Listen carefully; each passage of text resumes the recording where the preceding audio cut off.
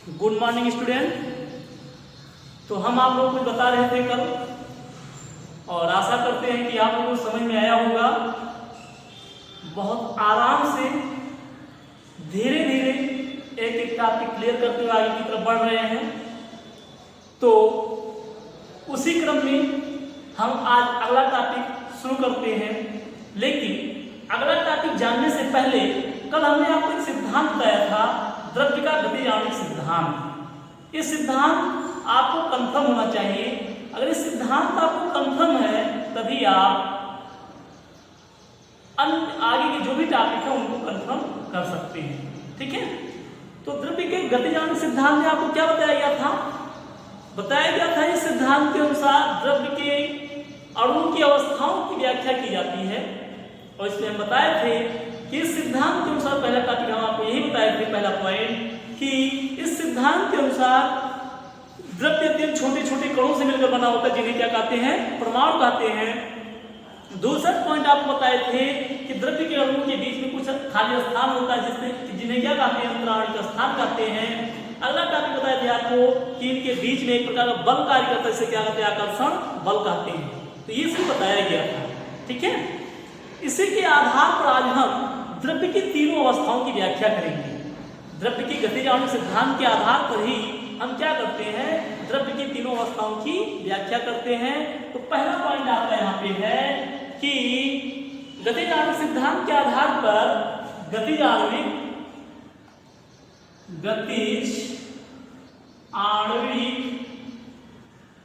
सिद्धांत के आधार पर, गतिज आणविक सिद्धांत के आधार पर द्रव्य की ठोस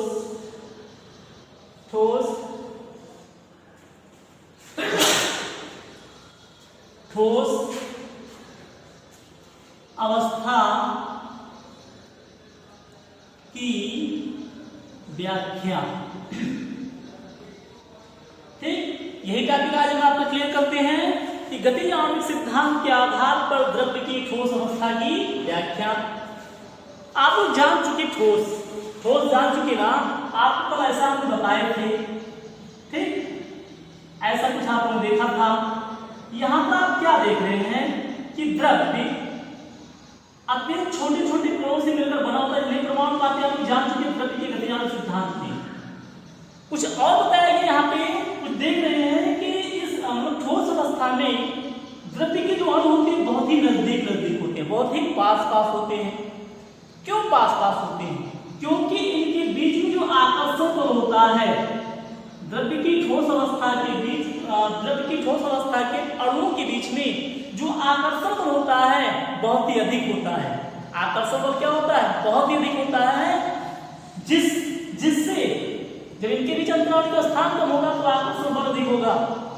आकर्षण बल जब नहीं होगा तो इनके अणुओं की जो गतिज ऊर्जा होती है बहुत ही कम होती है। गतिज ऊर्जा क्या होती है? बहुत ही कम।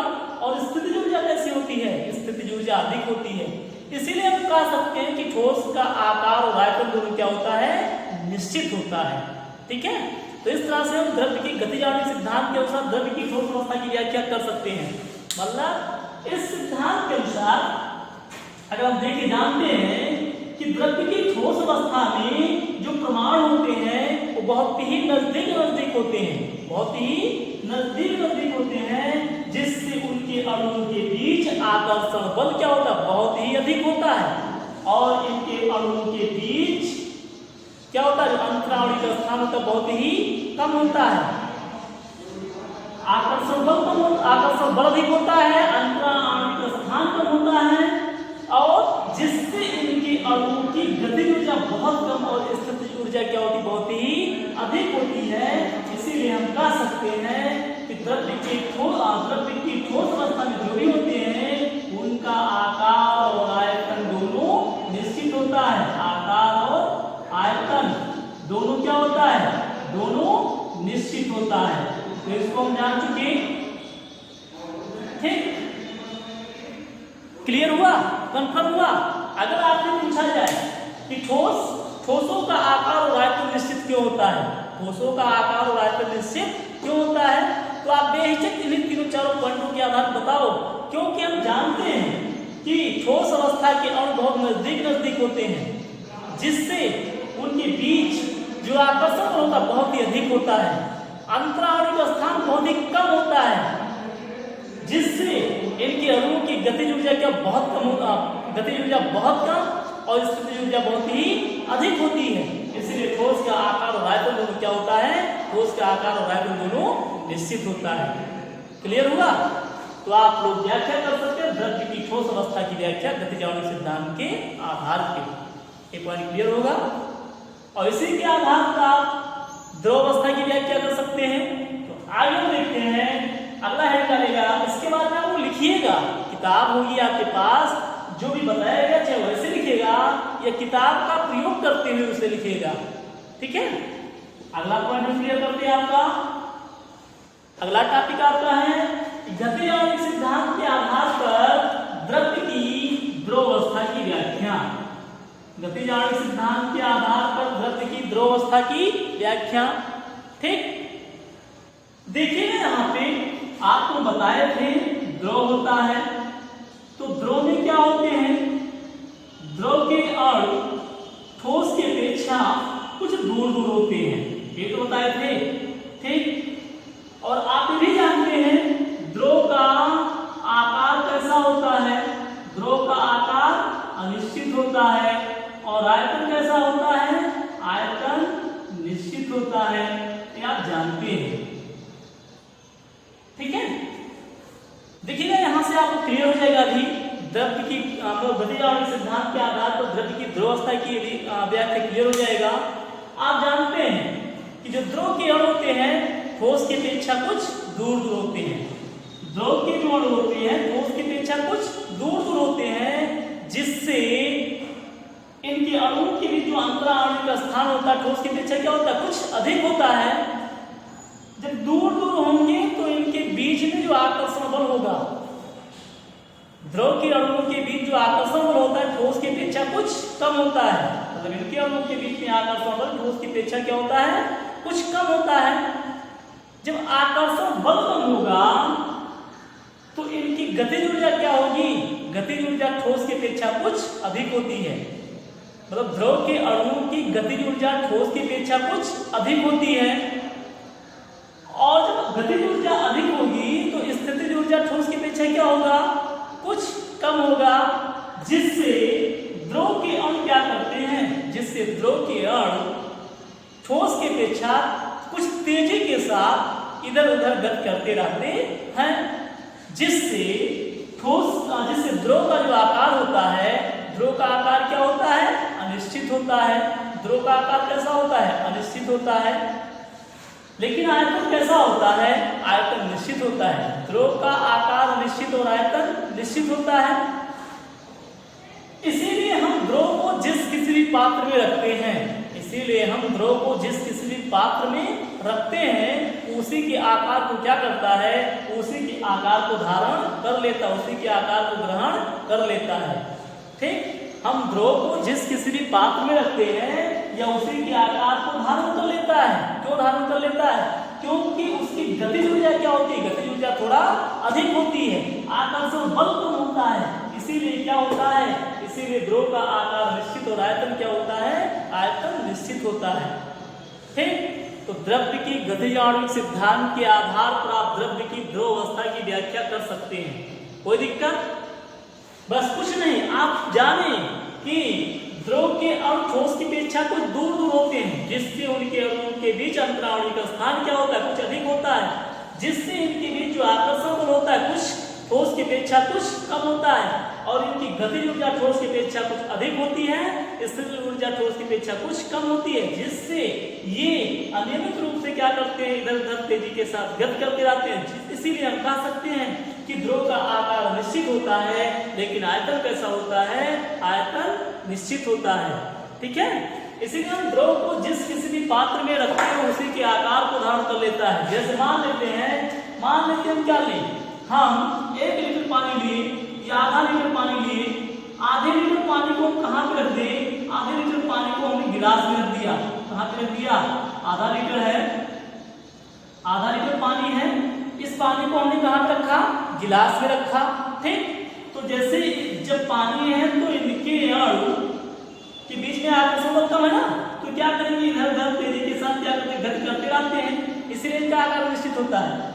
तो हम जैसे इनको यहाँ पे रखें, पानी में रखें, तो गिलास, हम पानी को गिलास में रखें, तो क्या किया, ये पानी गिलास जैसा आकार धारण कर लिया, कैसा आकार धारण कर लिया, गिलास जैसा।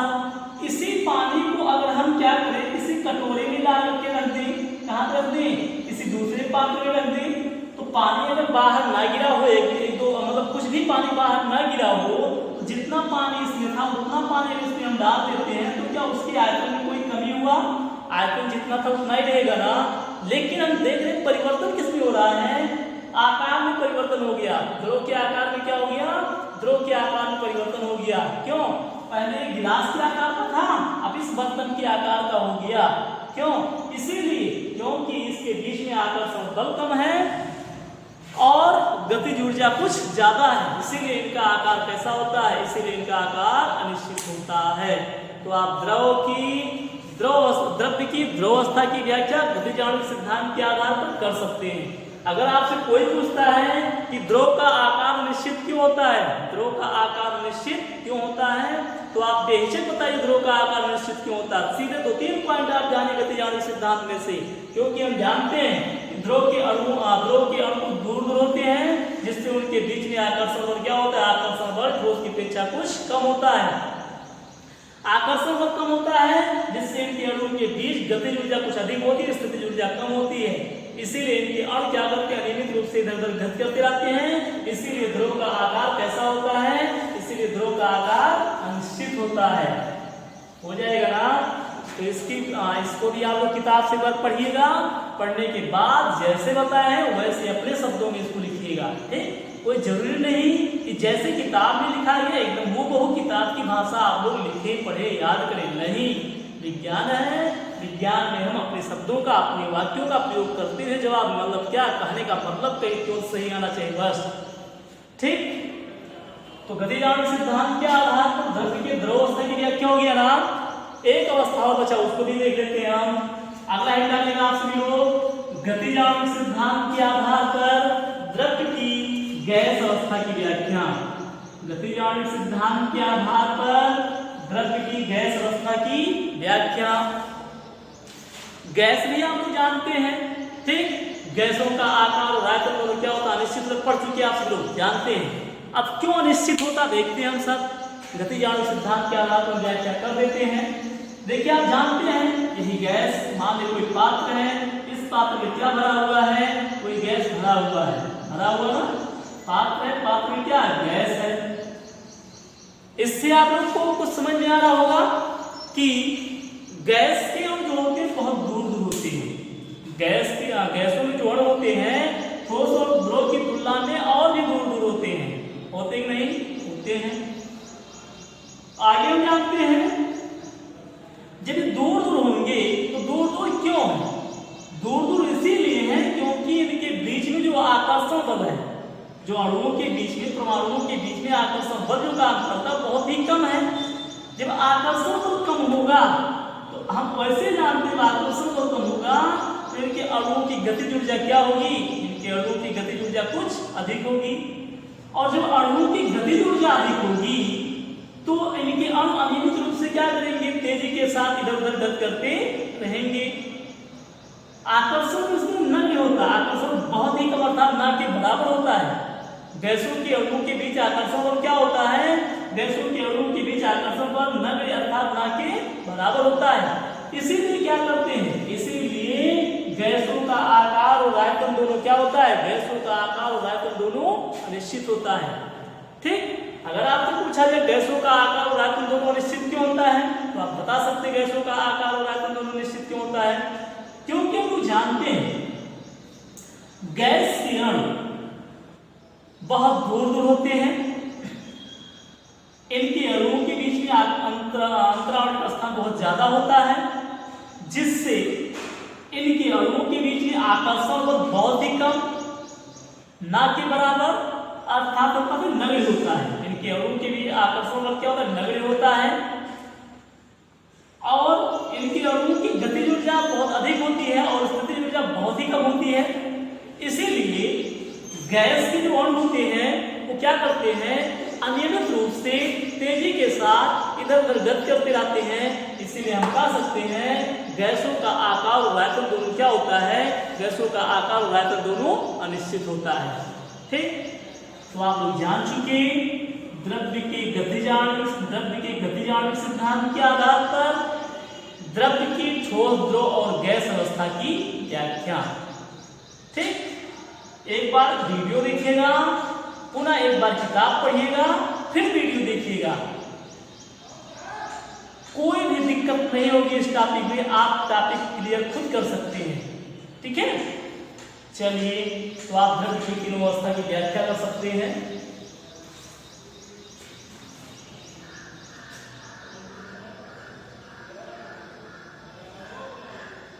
चलिए यहां पे हम क्लियर कर देते हैं, नोट कर लीजिएगा इसको।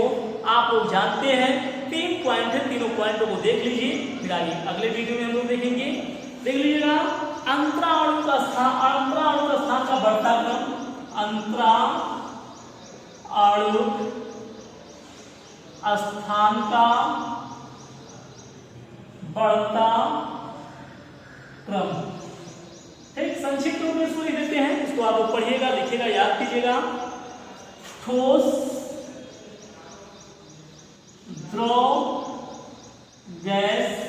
इससे आपको पता चल रहा होगा ठोस के अणुओं के बीच में अंतराणु का स्थान सबसे कम, इससे ज्यादा द्रव में और सबसे ज्यादा क्या होता है?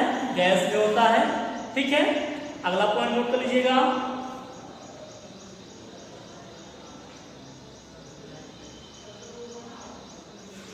अंतराणु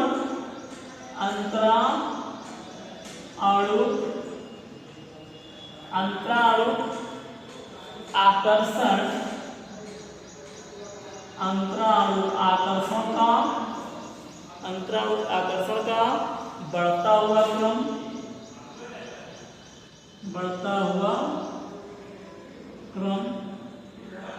अंतराणु का आकर्षण या स्थितिज ऊर्जा, अंतराणु आकर्षण या स्थितिज ऊर्जा का बढ़ता हुआ क्रम। तो देखते हैं किसके बीच में अंतराणु आकर्षण सबसे कम होता है? सबसे कम होता है गैस में।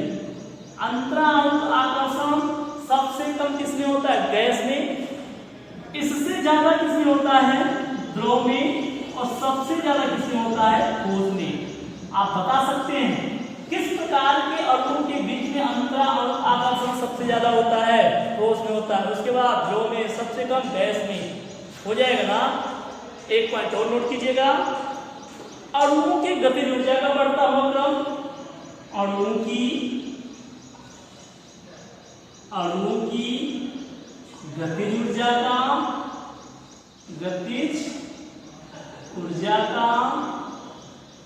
बढ़ता हुआ क्रम, अणुओं की गतिज ऊर्जा का बढ़ता हुआ क्रम।